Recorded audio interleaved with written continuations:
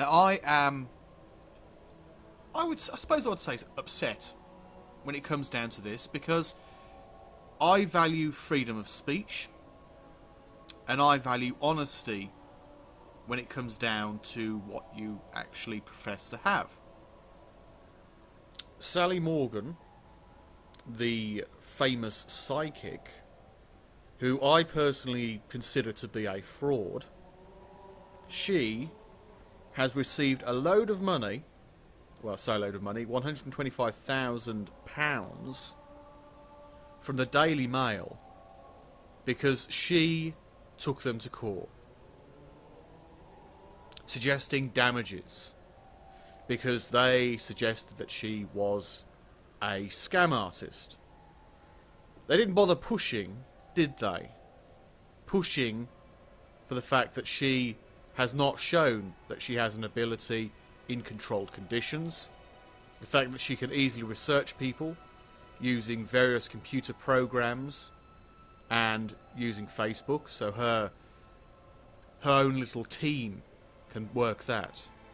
The fact she gets very often dozens, if indeed not more, letters every time she goes to a town, so she doesn't need to do any work, she can just simply work off the letters, add in a bit of cold reading. So desperate people sending their letters to her, so when she does a show, she could, I say could, and probably does, use that information to actually do so-called brilliant readings. As for the rest, it seems to be that she is basically just a cold reader. She's been shown time and time and time again, not just on the internet, but certainly on the internet, on YouTube, various individuals, as well as beyond, on various websites like the Bad Psychics forum. It's been shown that she is using cold reading techniques, massive generalization, so-called Barnum statements to do her readings. And many people have said, why don't you take up the James Randi Paranormal Challenge and win $1 million, and you can give it to a charity of your choice or keep it for yourself if you wish. So this woman, I would call her a fraud in my opinion, has been, well, avoiding any form of testing, and now gets a massive payout from the Daily Mail because of old damages. How much money is this woman making anyway? Regular shows around the country, regular readings for clients, including celebrities, TV show contracts. Basically, this woman, this fraudster, Sally Morgan, is using lies to gain funds, and the Daily Mail was brave enough originally to just call it a scam, and now because they're afraid of negative publicity and, well, they've been taken to court, they've paid out a bunch of money to her. Okay, here's a quote. I'll read it out to you. There will always be skeptics who attack my work, and I understand and accept that. However, to libel me and falsely accuse me of a con trick does not constitute a rational commentary or debate. I hope now this statement and apology will repair the damage that has been done. Let's remind ourselves, folks, why these particular stories have come forward about Sally Morgan. The main event was a couple of years ago in 2011. A couple of people in Ireland, towards the back of the room in a theatre where she was doing a performance, could hear through a window people behind, like, the scenes passing on information. They could hear it clearly. The newspapers reported upon that. Sally Morgan sued for libel. Think about that, folks.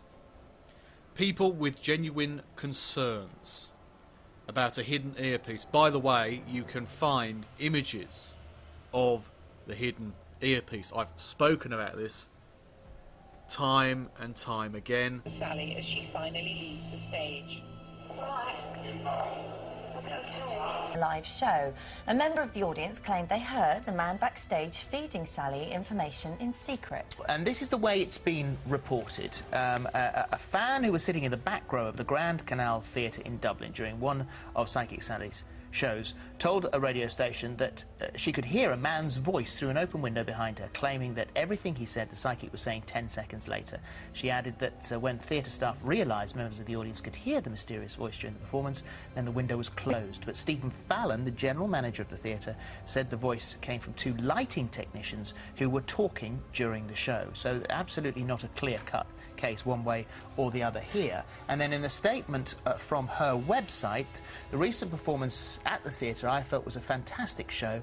I was completely unaware that 2 young lads who are employed by the theatre as technicians had been accused of feeding me information. I would like to state that I have never met these 2 boys before in my life. More importantly, they have nothing to do with my show. I have no communication with them. There is no way that they would have been able to talk to me whilst I was on stage. I receive hundreds of emails and letters from people who I have helped over the years, and their support inspires me to continue what I do. Which, of course, you know, we can't judge that one way or the other, but it certainly opens up the topic for conversation. Judge it with something I found yesterday. Basically, she's not denying that she gets any communication from someone. She's denying specifically the lighting people. Well, she says that only her headset is purely a microphone. She does not receive. That's what she said. The headset with the microphone is purely a microphone, and she can't get messages from that, but she hasn't denied having a separate earpiece, which is on the other side. There's a shot of her walking off stage, taking off the microphone and a separate earpiece which she leaves dangling. It's an earpiece. She has worn an earpiece on stage. Well, I haven't seen that, so we couldn't possibly comment. Okay, that's my opinion, but I challenge her to deny that. Oh, here's a good statement. Basically, her lawyer, Graham Atkins, told the court she has performed in over 600 shows in more than 100 different theatres or venues, to audiences stretching to hundreds of thousands. That means nothing. I mean, such talk proves nothing. The fact that she uses cold reading, has been known to use trickery, and has used an earpiece says a lot. And yes, just to finish up, the paper withdraws the suggestion that Mrs. Morgan used a secret earpiece in her Dublin show. Well, I don't know if she used an earpiece in her Dublin show, but you know what? It's been shown on film that she does use an earpiece.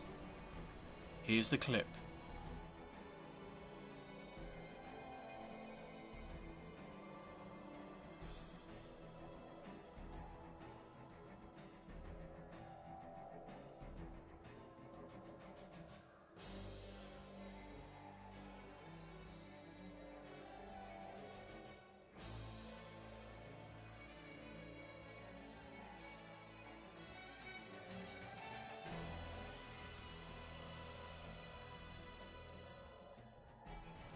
And for goodness sake, look into what psychics do, how they can work, and be a bit more savvy as far as how these individuals use trickery.